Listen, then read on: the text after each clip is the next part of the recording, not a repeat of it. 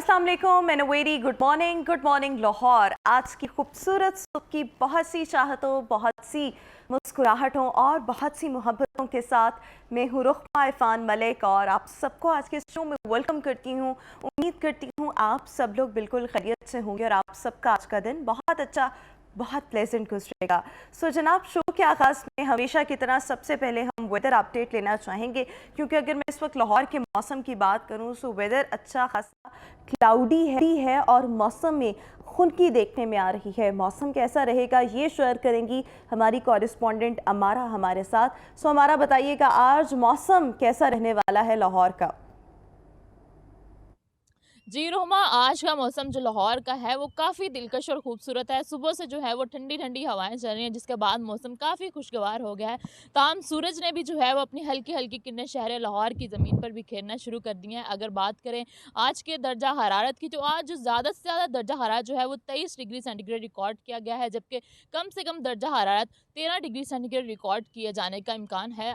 दूसरी जानिब अगर बात करें हवा में नमी के तनासुब की, तो हवा में नमी का तनासुब जो है वो 63% रिकॉर्ड किया गया है, जबकि हवाएं जो हैं वो 5 किलोमीटर फी घंटा की रफ्तार से तेज़ और ठंडी हवाएं चल रही हैं। ताहम अगर बात करें फ़िज़ाई आलूदगी की, तो फ़िज़ाई आलूदगी ने लाहौर की जान अभी तक नहीं छोड़ी। लाहौर आज भी पहले नंबर पर बराजमान है। ताहम जो लाहौर का एयर क्वालिटी इंडेक्स रिकॉर्ड किया गया है वो 217 रिकॉर्ड किया गया है, और लाहौर के जो बेशतर इलाके हैं वहाँ में DH फेज़ 8 का इलाका, एवी ग्रीन का इलाका जो है वो सबसे ज़्यादा फ़िज़ाई आलूदगी की वजह से मुतासिर है, जहाँ का air quality index 403। Thank you so much हमारा, हमें वेदर के हवाले से अपडेट कर रही थी। इसी के साथ शो में आगे बढ़ेंगे, आज की टॉप स्टोरीज़ आपके साथ शेयर करना चाहेंगे। सबसे पहले आपके साथ शेयर करना चाहेंगे जनाब फ़िटनेस और वर्जिश के हवाले से एक स्टोरी। और as we all know, physical activity जो है वो हम सब की ओवरऑल वेलबींग के लिए बहुत ज़्यादा ज़रूरी है, और आजकल के ज़माने में तो ये एक्स्ट्राऑर्डिनरी बहुत ज़्यादा ज़रूरी है। बिकॉज़ हम अगर अपना लाइफस्टाइल देखें और इसमें लैक ऑफ फ़िज़िकल एक्टिविटी और फिर हमारी खुराक जो है वो इस कदर ख़राब है कि फ़िज़िकल एक्टिविटी होना इज़ वेरी मच इम्पॉर्टेंट, अब अगर हम ख़ुद को मुख्तलिफ़ बीमारियों से दूर रखना चाहते हैं। तुर्की के शहर इस्तांबुल की एक मस्जिद है जहाँ पर नमाजी जो हैं, नमाजियों के लिए हर सुबह जो है वो फ़िटनेस के उनको मद्देनज़र रखते हुए वहाँ पर एक्सरसाइज का अहतमाम किया गया है। और नमाजी जो है वो हर सुबह यहाँ कतार में खड़े होते हैं, और कतार में खड़े होकर वो किसी इमाम मस्जिद का इंतज़ार नहीं कर रहे होते, बल्कि वो फ़िटनेस ट्रेनर का इंतज़ार कर रहे होते हैं। फ़िटनेस ट्रेनर आता है, जितने भी मस्जिद में उस वक्त लोग मौजूद होते हैं, ज़्यादातर मुअम्मर अफराद की तादाद यहाँ पर मौजूद होती है, उनको एक्सरसाइज करवाई जाती है, क्योंकि ये एक्सरसाइज हो गई और इस किस्म की जो मुख्तलिफ़ एक्टिविटीज़ हो गई, वो सब जो है वो इन तमाम लोगों की ऑब्वियसली ओवरऑल वेलबींग के लिए, हेल्थ के लिए बहुत ज़्यादा ज़रूरी हैं। और इसी काम को देखते देखते तुर्की की जितनी भी मसाजिद हैं उन सब ने भी इस बात का अहद किया है कि अब हम भी इस किस्म की जो सरगर्मियाँ हैं उनका आगाज़ करेंगे। सो जनाब, तुर्की के शहर इस्तांबुल की एक मस्जिद में नमाजियों के लिए वर्जिश और फिटनेस की क्लासेस का आगाज़ किया जा चुका है। आगे बढ़ेंगे और आपके साथ शेयर करेंगे बॉलीवुड की सुपर हिट फिल्मों में बड़ा डिफरेंट रोल प्ले करने वाले जो अदाकार हैं Nawazuddin Siddiqui.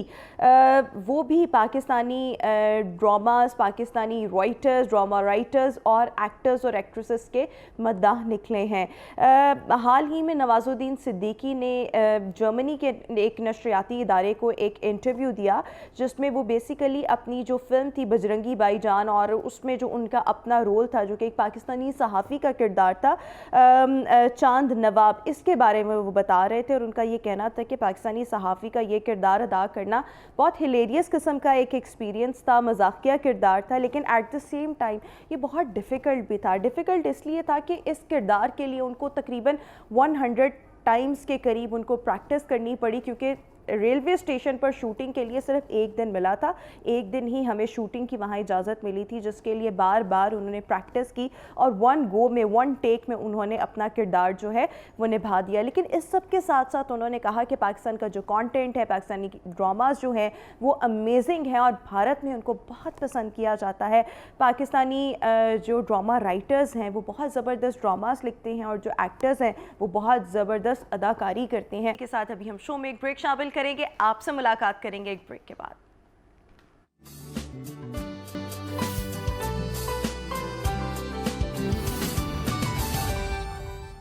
Welcome back after the break. Obvious show का बाकायदा आगाज़ करेंगे आज के हाइलाइट्स के साथ। आज शो में सबसे पहले हम बात करने जा रहे हैं वॉक के फ़वाइद पर। वॉक के क्या फ़ायदे हैं, फ़िट रहने के लिए रोज़ाना कितने स्टेप्स चलना जो है वो हमारी हेल्थ के लिए इम्पॉर्टेंट है। मज़ीद आगे बढ़ते हुए आज हमने एंटी मनी लॉन्ड्रिंग लॉ पर बात करनी है, ये क्या है और गवर्नमेंट ऑफ पाकिस्तान इस पर क्या काम कर रही है, इकॉनमी इससे कैसे इफ़ेक्ट हो रही है। मज़ीद हमने शो में आज बात करनी है लाहौर में होने वाला वाक़या, खातून पर तौहीन मज़हब का इल्ज़ाम, असल हकीकत क्या है, इसको भी डिस्कस करेंगे, के साथ शेयर करेंगे आज का डेली हॉरोस्कोप।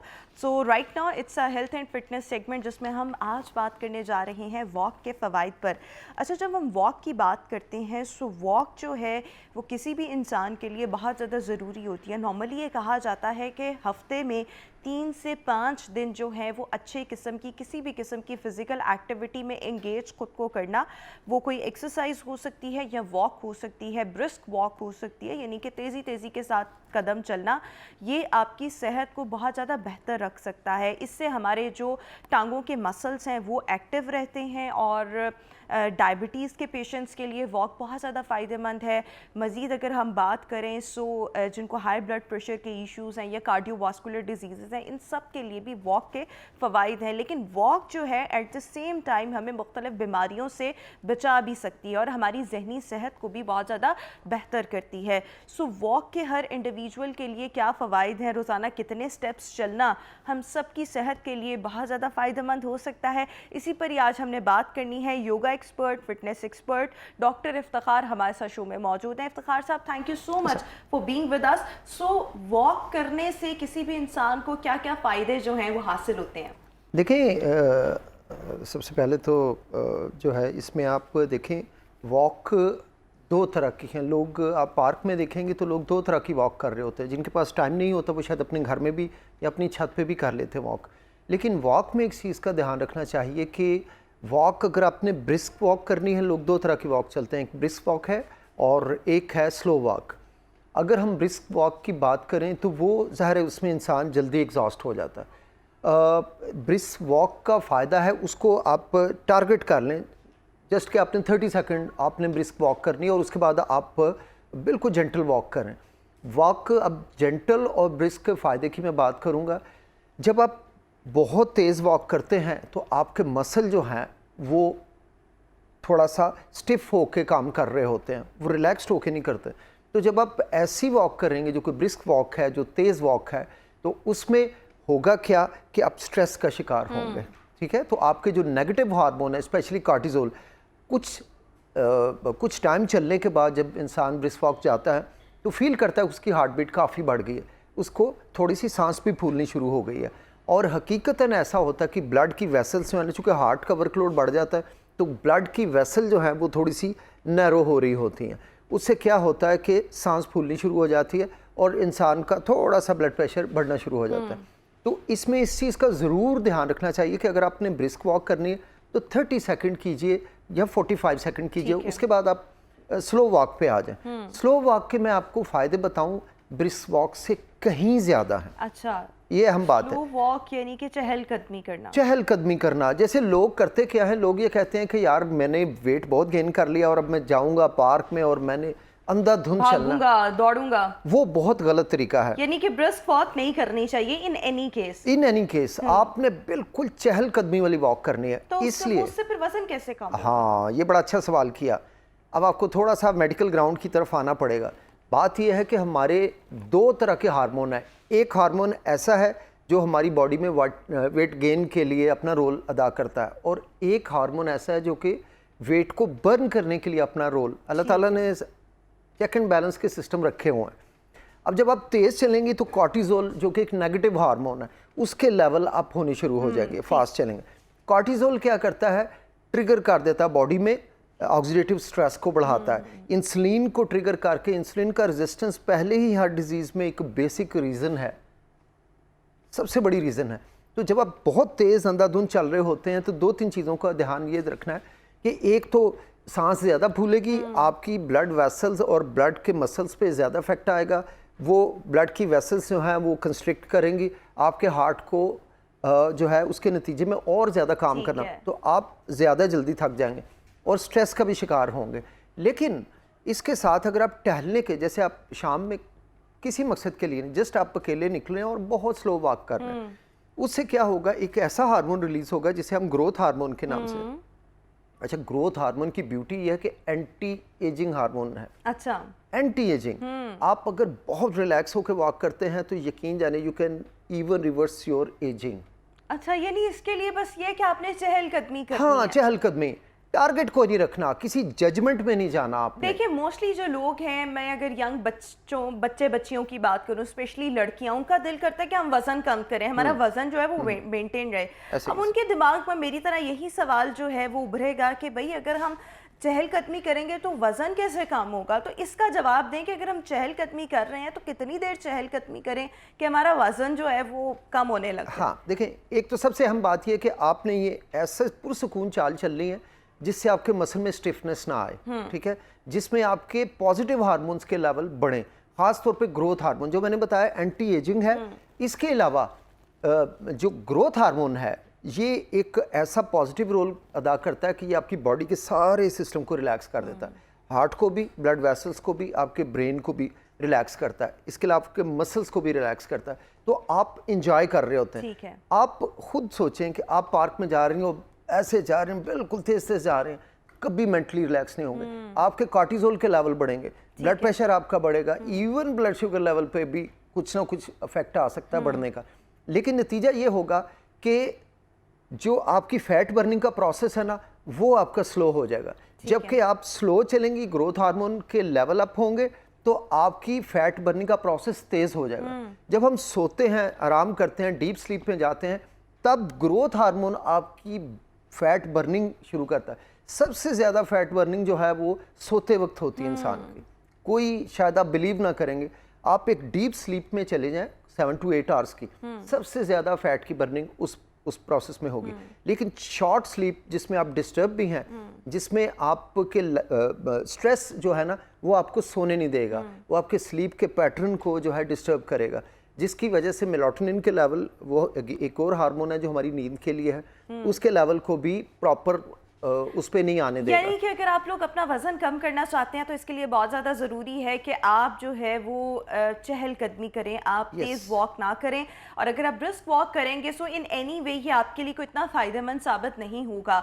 सो इसके लिए मतलब चहलकदमी करना, छोटे छोटे स्टेप्स लेना, ये बहुत ज़रूरी है। कितने स्मॉल स्टेप्स जो हैं वो लिए जाएँ, चहलकदमी कितनी देर तक की जाए, so this is going to be beneficial for our overall wellbeing. Minimum 20 minutes per day. लेकिन हमने आज क्या कर लिया, इंसान फ्यूचर में जीना शुरू हो गया है, इसलिए हमारी एंजाइटी और स्ट्रेस की सबसे बड़ी वजह है हमने टारगेट रखा हुआ है कि हमने 10,000 स्टेप्स लेने हैं, ठीक है।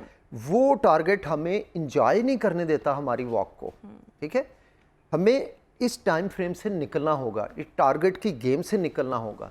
यही हमारी सबसे बड़ी खराबी है और इसी वजह से हमारे टारगेटों को पीछे रख के उसके पीछे भागना हमारी एंजाइटी बढ़ाती है, हमारे हार्ट डिजीज़, डायबिटीज़, हाइपरटेंशन और मेटाबॉलिक सिंड्रोम, ये सारी चीज़ें, इस जैसी ऑटोइम्यून डिसऑर्डर्स, ये सारी में कुछ ना कुछ रोल प्ले करता है। हमें अपने टारगेट्स में नहीं जाना, ज़िंदगी को बगैर टारगेट के गुजारना शुरू करें ताकि आप इंजॉय कर सकें, लाइफ को रिलैक्स कर सकें। आप टू मच अपने ब्रेन को, ये ब्रेन का एक हिस्सा होता है फ्रंटल कॉर्टेक्स, ये हमारा हर वक्त भरा हुआ है, ये करना है, ये करना है, वो करना है, वो करना है, यानी कि वो जो 10,000 स्टेप्स वाला टारगेट है वो भी आप अपने पास ना सेट करें, बस आप वो 20 मिनट 25 मिनट वो वॉक को एंजॉय करें कि मैं बस वॉक कर रहा हूँ और इसका मुझे बस फायदा हो रहा है, दैट्स इट। इसके अलावा आपने कुछ नहीं सोचना और आपको वाकई मजा भी आएगा, आप इंजॉय करेंगे, आपको कई मीठी मीठी यादें आके हंसा देंगी, आप अकेले स्माइल करते हुए जाएंगे। अच्छा, बाज लोग जो है ना वो वॉक करते हुए, सुबह कर रहे हो, शाम को कर रहे हो, वो म्यूजिक साथ सुनते हैं, तो अच्छा म्यूजिक सुनना ये कितना फ़ायदेमंद है। मेरे जैसा बंदा जो है, मैंने अगर कभी वॉक का इत्तेफाक हो जाए, खाना शाना खा लिया तो ज़्यादा खा लिया तो चलो जी अब थोड़ी सी वॉक कर लें, सो मेरी कोशिश होती है अच्छा कोई न्यूज़ वगैरह सुन लूँ कि मेरा वो टाइम जो है वो मुझे पता लग जाए कि हैपनिंग्स क्या हो रही हैं ऑल अराउंड द वर्ल्ड या पाकिस्तान में क्या क्या चल रहा है। अच्छा म्यूज़िक सुनना या डिप्रेसिंग किस्म की न्यूज़ सुनना, ये आपकी वॉक के एसेंस को कितना मुतासर कर सकता है? बहुत ज़्यादा करता है। हमें न्यूज़ से खुद को दूर लेके जाना है, हमें पॉलिटिक्स से खुद को दूर लेके जाना है, ये नहीं कि अपने हमारी रिलैक्सेशन में रहना को नेगेटिवली इफेक्ट हाँ, कर सकता है। बिल्कुल करती है। आप देखें, आप कोई ऐसा कोई रोमांटिक सा म्यूज़िक लगा के उसके साथ चलें, आपको अच्छी अच्छी मेमोरीज आएंगी, आपको स्माइल करने में मज़ा देंगी, आप रिलैक्स फील करेंगे। लेकिन एक जो मार धाड़ वाला रैप टाइप म्यूज़िक है, उससे क्या होगा, आपके अंदर एक हिजान पैदा होगा। अच्छा, I have often seen women doing walk और उन्होंने हाथों में तस्बीह पकड़ी होती है सुबह सुबह के वक्त, और मर्द हो या औरतें हो वो तस्बीह कर रहे होते हैं। तो ये कितना फ़ायदेमंद होता है, अच्छा म्यूज़िक सुन लेना, तस्बीह पढ़ लेना। और अक्सर लोग जो होते हैं वो ग्रुप्स की शक्ल में वॉक करना, या 2 या 3 लोग मिल जाते हैं उसमें वॉक कर रहे होते हैं, तो उसमें अच्छी डिस्कशन होना ये कितना इंपॉर्टेंट है, जिसमें घरेलू सियासतें ना डिस्कस हो रही हैं। कंपनी, अच्छी कंपनी कितनी मैटर करती है। आप आज अगर 10 ऐसे ग्रुप्स को देखेंगे ना, तो कम से कम 9 ग्रुप ऐसे हैं जो हमारी पॉलिटिक्स को डिस्कस कर रहे होंगे, या घर की पॉलिटिक्स को डिस्कस कर रहे और वो होंगे, नुकसान खवातीन होता है। होंगी, मेरी बहू ने ये किया, तुम्हारी बहू ने क्या किया, इस किस्म की बातें भी हो रही होती हैं। अगर ऐसी बातें हो रही होती हैं ना, जैसे अपनी बेगमों को कोई छोटे मोटे कोई ऐसे कॉम्प्लीमेंट कर रहे होते हैं, या कोई अगर छोटी सी उन पे कोई फप्ती कस रहे होते हैं, तो उसमें लॉफ्टर आते हैं, और लॉफ्टर जो है वो अगेन एंटी एजिंग है, इससे ग्रोथ हार्मोन के लेवल अप होते हैं, आपका बॉडी के अंदर जो नेगेटिव हार्मोन्स हैं वो उनके लेवल डाउन जाते हैं। नेगेटिव कौन सा है? कॉर्टिजोल और एड्रेनलिन, ठीक है। इनको सिर्फ हमारी लाइफ को सेव करने के लिए काम में आना चाहिए, लेकिन हमारे ये ओवर एक्टिव हो चुके हैं क्योंकि हमने पॉलिटिक्स को बना लिया, हम एक दूसरे को बुरा भला कर रहे हैं और एक दूसरे के लीडरों पे तनकीद कर रहे हैं। इस वजह से हमें दिन को भी सुकून नहीं है, रात को भी सुकून नहीं। आप इंजॉय करें, अपने जा रहे हैं वॉक के साथ, अपने बचपन को इंजॉय करें, अपने दोस्तों के करें, इवन बेगमों को कर लें, लेकिन पॉजिटिव वे में करें, नेगेटिव वे में ना करें। साथ साथ देखें, जो लोग, जिन लोगों को दिल के अमराज में कोई ना कोई मुब्तला है, उनको रोज़ाना कितनी देर वॉक करनी चाहिए? क्योंकि ज़्यादा अगर आपको हार्ट इश्यूज़ भी हो तो डॉक्टर्स आपको मना करते हैं कि आपने कोई फिज़िकल एक्टिविटी नहीं करनी, ज़्यादा वॉक नहीं करनी, चहलकदमी आप करें, या डॉक्टर्स नॉर्मली मना ही करते हैं किसी भी किस्म की फ़िज़िकल एक्टिविटी से। तो जो हार्ट पेशेंट्स हैं वो कितनी देर वॉक कर सकते हैं? जी, अच्छा, ये हार्ट के पेशेंट में डिपेंड करता है इजेक्शन फ्रैक्शन, कि आपका ब्लड कितना पंप कर रहा है, 1 मिनट में कितना ब्लड पंप कर रहा है, या पर स्ट्रोक कितना पंप कर रहा है, ठीक है। अब अमूमन होता यह है कि अगर आपकी इजेक्शन फ्रैक्शन जो है 35-40 के करीब है तो उसमें काफ़ी इश्यूज आ रहे होते हैं, लेकिन अगर आपकी इजेक्शन फ्रैक्शन 60-65 है तो वो बहुत अच्छी है, उसमें कोई डॉक्टर आपको मना नहीं करेगा। एक और चीज़ मैं बताऊं, हार्ट के पेशेंट जो हैं वो जितना जेंटल होके, जितना रिलैक्स होके करेंगे, हार्ट को उतना ज़्यादा फ़ायदा। और जितना हार्ट के ऊपर वर्कलोड डालेंगे, मतलब बहुत तेज़ चलने की कोशिश करेंगे, भागने की कोशिश करेंगे, तो वो ज़्यादा मुश्किल में आएंगे। कभी भी आपका कार्डियोलॉजिस्ट आपको स्लो वॉक से मना नहीं करेगा, बल्कि अक्सर मरीजों को आपने सुना होगा कि वो कहते हैं स्लो वॉक पे जाओ, ठीक है। अच्छा, ये रिलैक्सिंग स्लो है। वॉक तो कार्डियोवास्कुलर के जो पेशेंट्स हैं उनके लिए तो ठीक है। अक्सर डायबिटिक पेशेंट्स ऐसे होते हैं, या बड़ी उम्र की ख़वातीन या मर्द, वो कहते हैं जब हम वॉक करते हैं हमारा सांस फूलता है, हमसे कदम नहीं उठाए जाते, ऐसे लगता है हमारे कदमों को कोई पीछे की तरफ जो है वो खींच रहा है। So what they should do, how they should walk, कि वो अपना बैलेंस भी, अपना मतलब एक वो फिजिकल एक्टिविटी वाली चीज़ उसको भी मेंटेन रख सकें, लेकिन अगर वॉक नहीं हो रही, सांस फूल रहा है, so what they should do? हाँ, देखें, एक तो प्रॉब्लम हमारी ये है कि सब कुछ लुटा के होश में आए तो क्या किया, दिन में अगर चिराग जलाए तो क्या किया। लोग करते हैं जब डॉक्टर्स कह देते हैं, जब वो अपनी ज़िंदगी की बहारें अपने आप को बैड लाइफस्टाइल में ले जाके ऐसी इंडल्ज कर लेते हैं, बीमारियों का शिकार कर लेते हैं कि जहाँ उनके पास कम टाइम होता है। अब इतनी हैवी वेट और इतनी 70-80 की एज में जहाँ डॉक्टरों ने कहता कि जी वॉक करें, उस वक्त वॉक मुश्किल हो जाती है। उस वक्त के आने से पहले वॉक करें, जब आप बिल्कुल यंग है, जब आपको कोई इशू नहीं है। किस एज में वैसे स्टार्ट करते हैं वॉक के लिए? मैं तो समझता हूँ नो एज। आप यहाँ तक के है कि बच्चे तो खैर खेल कूद के अपना काम कर लेते हैं, लेकिन इसके बाद हमारा असल डिलेमा शुरू होता है, प्रॉब्लम शुरू होती है जब हम शादी कर लेते हैं, और फिर उसके बाद लाइफ बहुत स्लो हो जाती है हमारे लॉन्ग ऑफिस आवर्स में, और फिर हमारे पास कोई टाइम नहीं, सोशल मीडिया की वजह से हम उसको टाइम नहीं देते। अगर हम इस वक्त टाइम देना तो आगे आपका ख़राब वक्त नहीं आएगा। अब मैं बूढ़े लोगों की बात करूँगा। बूढ़े लोगों में ना एज के साथ साथ जो है, चूँकि हमारी बॉडी 40 ईयर्स के बाद डिक्लाइन पे जाना शुरू हो जाती है, एवरी सिस्टम जो है वो आपके डिक्लाइन की तरफ जाना शुरू होता है। तो 55-60 में जाके लोगों को, या इससे ऊपर, एक डिजीज़ होती है डिमेंशिया, वो आनी शुरू हो जाती है, या अल्जाइमर डिजीज़।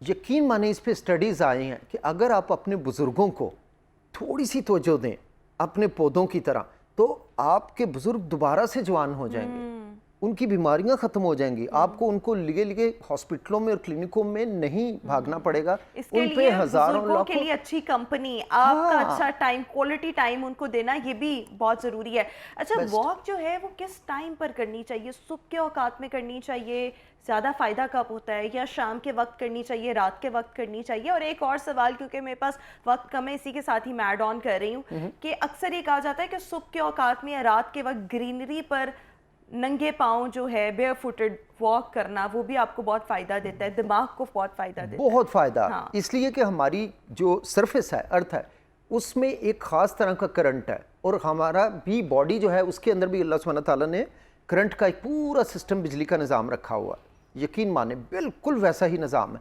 तो जब आप अपना जूता उतार के नंगे पाँव चलते हैं, नंगे पाँव आप घास पे चलते हैं या इवन ज़मीन पे चलते हैं जो कि पत्थर वाली ना हो, ईंट वाली ना हो, सड़क ना हो, तो आपके कई सिस्टम जो हैं बॉडी के बेहतर काम करना शुरू हो जाते बिल्कुल हैं। ठीक। इसका ये नहीं कि दुगना फ़ायदा है। दुगना फ़ायदा। क्विकली बताएं कि वॉक का ज़्यादा फ़ायदा जो है, ज़्यादा अच्छी वॉक, और कौन सा वक्त हमें चूज़ करना चाहिए, सुबह का, दोपहर शाम का या रात का? सबसे अच्छा टाइम जो है जिसमें सबसे ज़्यादा ऑक्सीजन होती है वो फजर की नमाज के बाद है। फजर की नमाज पढ़ें और अल्लाह का नाम लेके, चाहे आप तस्बीह पकड़ लें, चाहे आप बटन पकड़ लें, चाहे आप म्यूज़िक लगाना चाहते हैं, लेकिन स्लो वॉक कीजिए। मैं बुज़ुर्गों की बात कर रहा था, उन्हें सिर्फ 10 मिनट आप वॉक करा दें, चाहे अपने घर के सहन में, उनमें डिमेंशिया नहीं आएगा।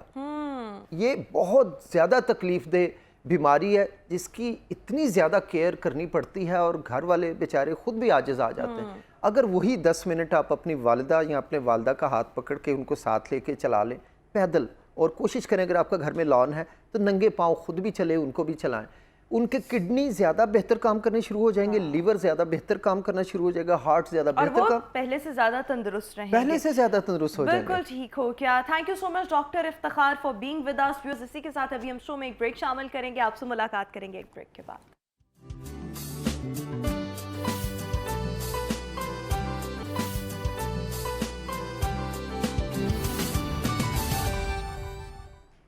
Welcome back after the break. Of views, जब हम किसी भी मुल्क में मनी लॉन्ड्रिंग की बात करते हैं, ये एक ऐसा फेल है जिससे किसी भी स्टेट को बहुत ज़्यादा नुकसान पहुंचता है, बहुत सी चीज़ें उस स्टेट की मुतासर होती है। इंटरनेशनली अगर हम देखें तो कोई भी मुल्क जो है इस फेल की वजह से बदनामी का शिकार होता है, और किसी भी मुल्क की इकॉनमी के साथ साथ वहाँ पर मौजूद जो बिजनेसेस होते हैं वो भी इस अमल की वजह से बहुत हद तक मुतासर होते हैं।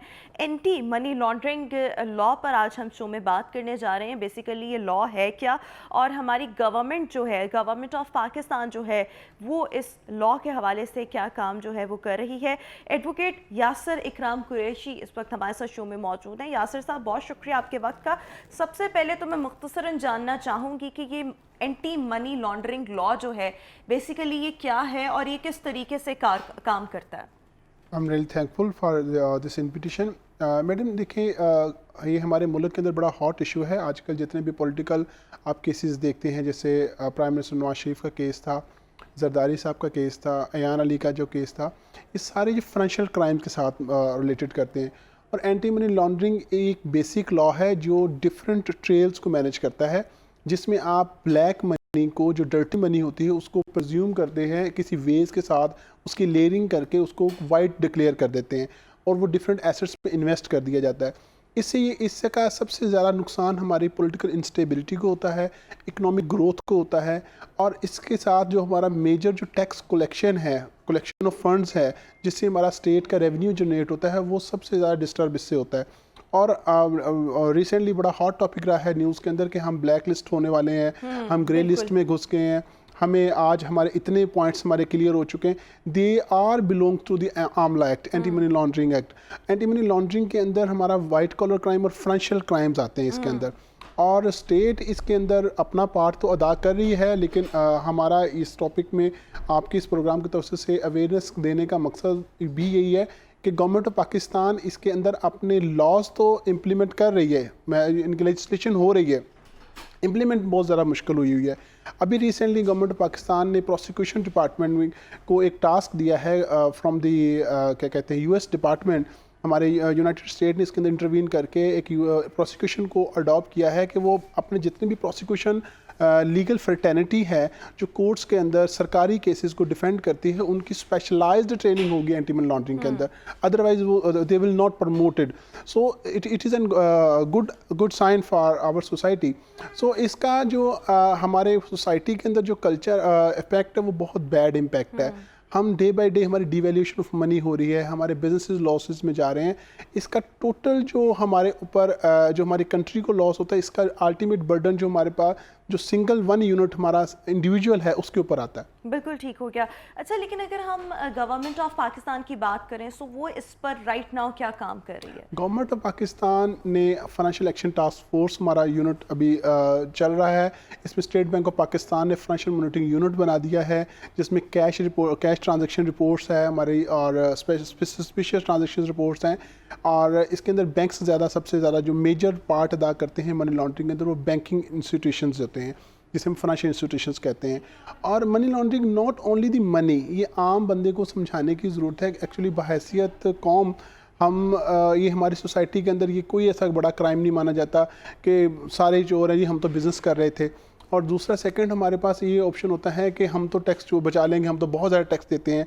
तो स्टेट को एक तो स्टेट इसमें अवेयरनेस जनरेट नहीं कर पा रही, और हमारे जो बिज़नेस बॉडीज़ हैं उनको एतमाद में नहीं लिया जाता, और सबसे ज़्यादा जो केसेस जनरेट होते हैं वो लोकल्स के होते हैं। वो इसलिए केस में फंस जाते हैं कि उनको अवेयरनेस नहीं होती इन चीज़ों की। वो अपने bank accounts unnecessary bank accounts चला लेते हैं, ह्यूज अमाउंट ट्रांजेक्शन उनकी चल जाती हैं।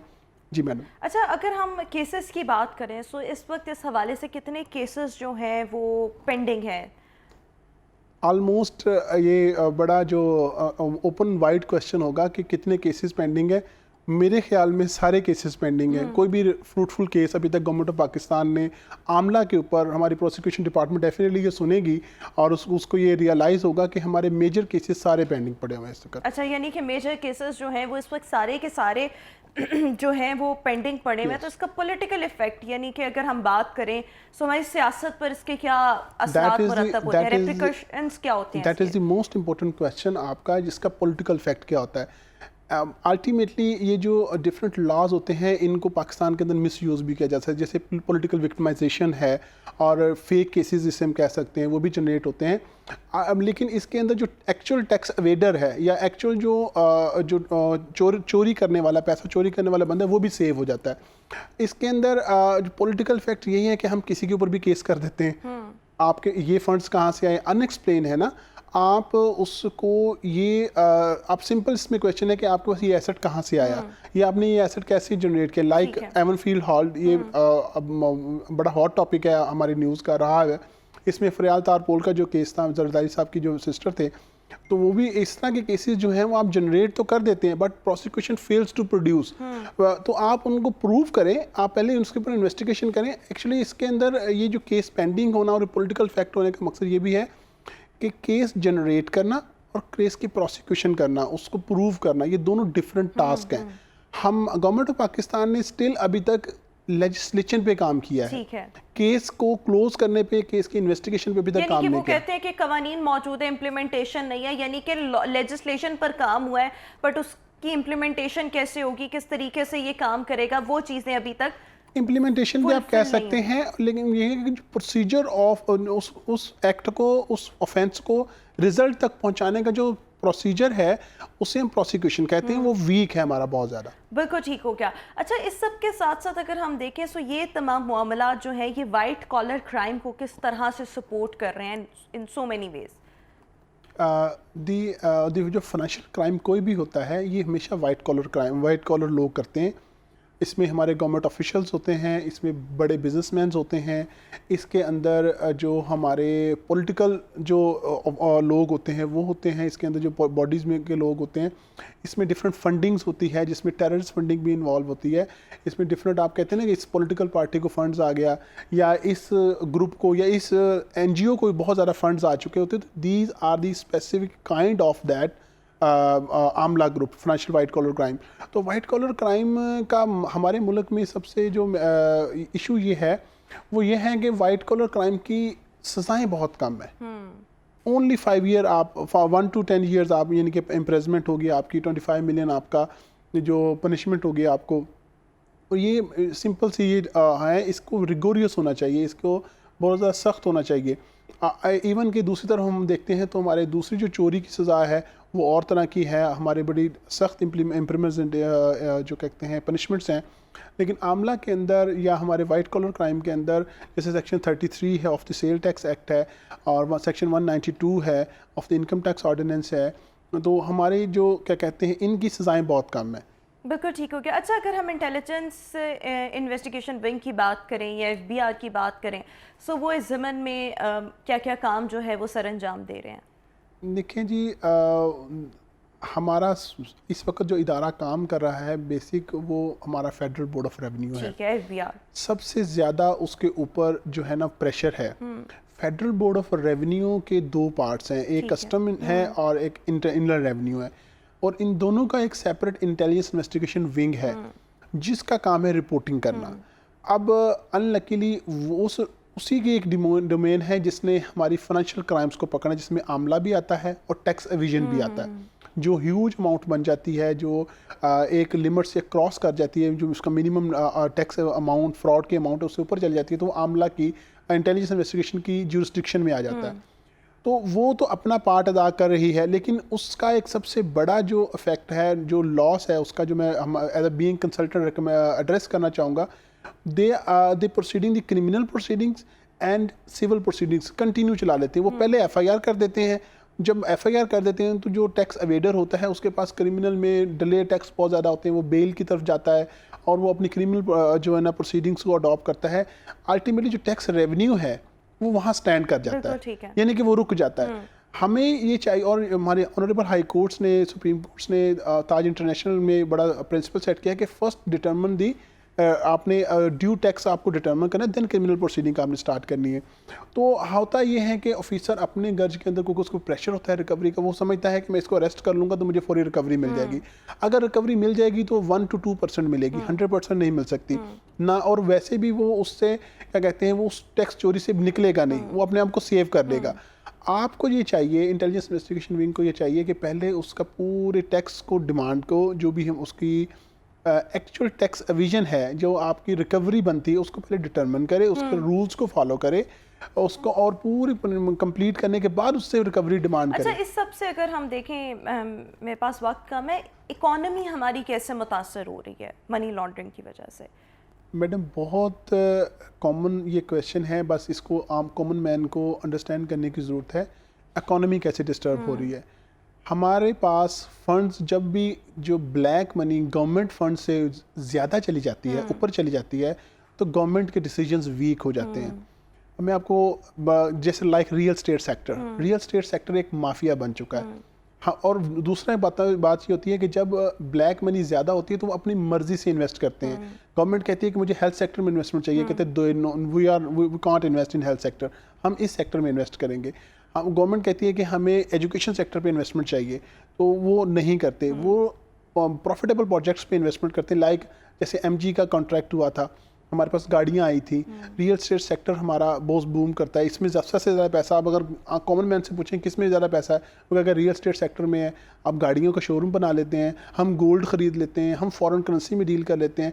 They are all non productive हमारे इश्यूज़ हैं। आप शेयर्स क्यों नहीं मार्केट में परचेज करते, स्टॉक एक्सचेंज में क्यों नहीं इन्वेस्टमेंट करते, आप हेल्थ सेक्टर में क्यों नहीं इन्वेस्टमेंट करते? दैट इज़ द बेसिक के इकोनॉमी को इफेक्ट होता है कि ब्लैक मनी जब बढ़ जाती है तो गवर्नमेंट बाउंड हो जाती है उनकी डिसीजंस को, उनकी चीज़ों को मानने के लिए। anyway, जो हमारी इकोनॉमी है वो बहुत ज़्यादा मुतासर होती है और किसी भी मुल्क की हो सकती है, लेकिन इसके लिए जो एंटी मनी लॉन्ड्रिंग लॉज हैं उनका हरकत में आना या उनको पाया तकमील तक पहुंचाना, जितने भी पेंडिंग केसेस हैं, this is actually very important. बहुत शुक्रिया, यासिर अकरम कुरैशी साहब हमारे साथ मौजूद थे। व्यूअर्स, अभी एक ब्रेक, आपसे मुलाकात करेंगे एक ब्रेक के बाद।